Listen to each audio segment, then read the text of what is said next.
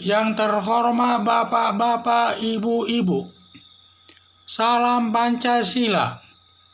Bapak-bapak, ibu-ibu yang melihat video saya ini, tolong jangan lupa subscribe, likes, dan di-share. Sifatnya gratis. Saya akan mengomentari kekerasan dalam rumah tangga. Jadi kekerasan dalam rumah tangga ini bisa terjadi dalam bentuk pemukulan kepada salah satu anggota keluarga. Dalam hal ini biasa sering terjadi suami memukul istri. Setelah dipikir-pikir baik buruknya, kesimpulannya mengadu perbuatan pemukulan tersebut kepada polisi.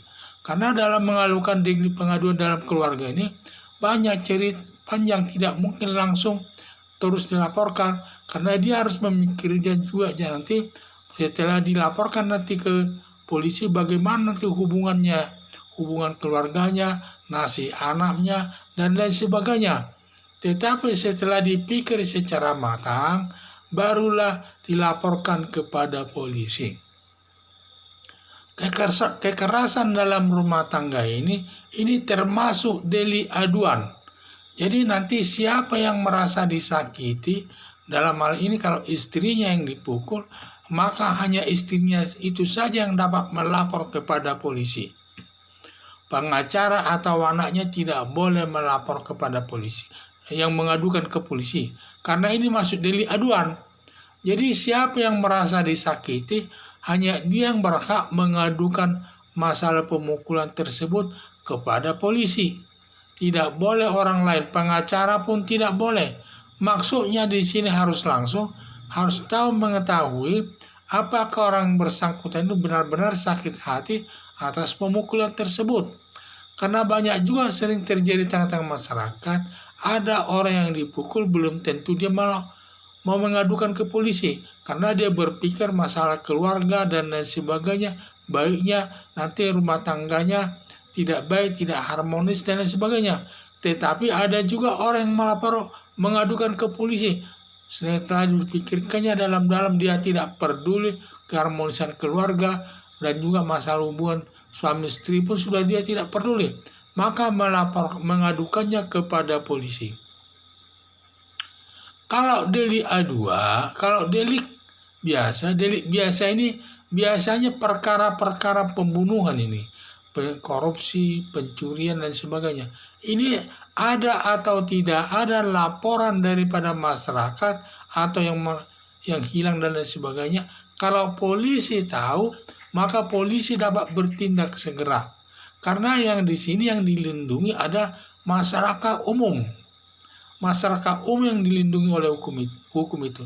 Sedangkan dalam delik aduan yang dilindungi negara di sini hanyalah orang yang disakiti, yang dipukul tersebut.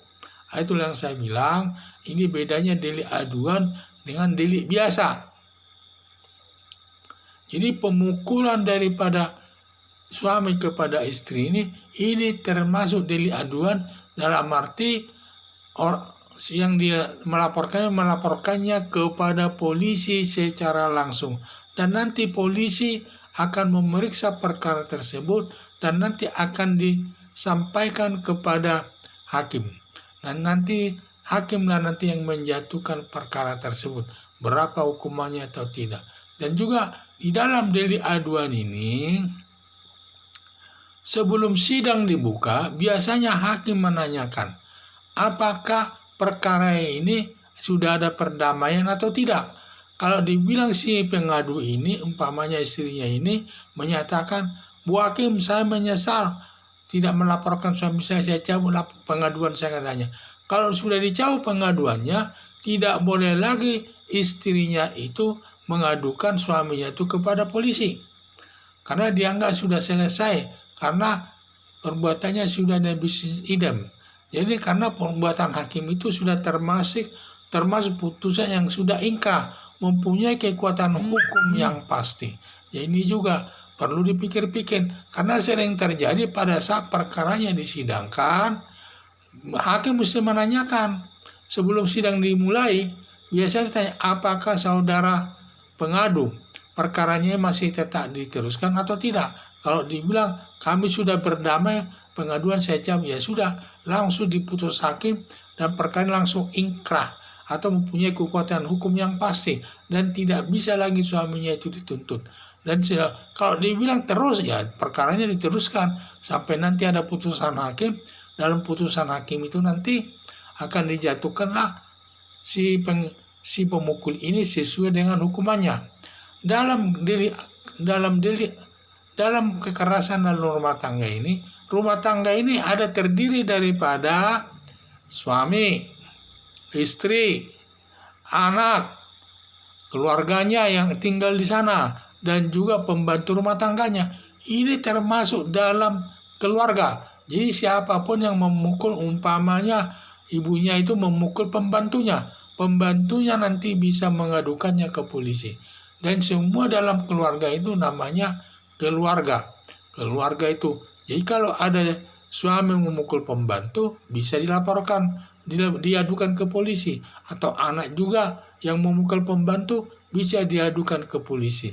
Demikian juga kalau pembantu memukul daripada anaknya, bisa dilaporkan ke polisi, diadukan ke polisi. Ini yang saya bilang, inilah namanya kekerasan dalam rumah tangga. Perlu diketahui, dalam rumah tangga itu siapa saja yang masuk dalam rumah tangga.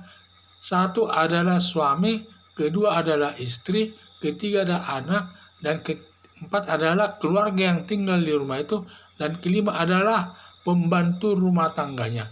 Jadi kita tidak boleh melakukan kekerasan di antara keluarga ini. Jadi saya bilang, jangan sampai ada karena merasa dia pembantu, lantas dipukul seenaknya. Akhirnya berurusan dengan hukum. Jadi yang saya lihat,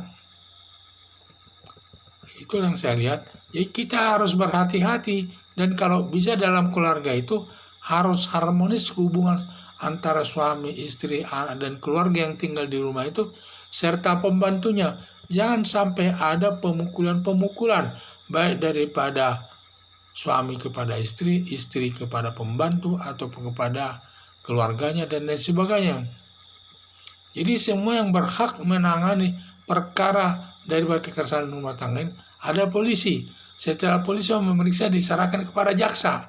Kemudian jaksa menyerahkan kepada pengadilan, dan hakim nanti yang menjatuhkan hukumannya sesuai dengan perbuatannya atau kesalahannya. Sekian dan terima kasih.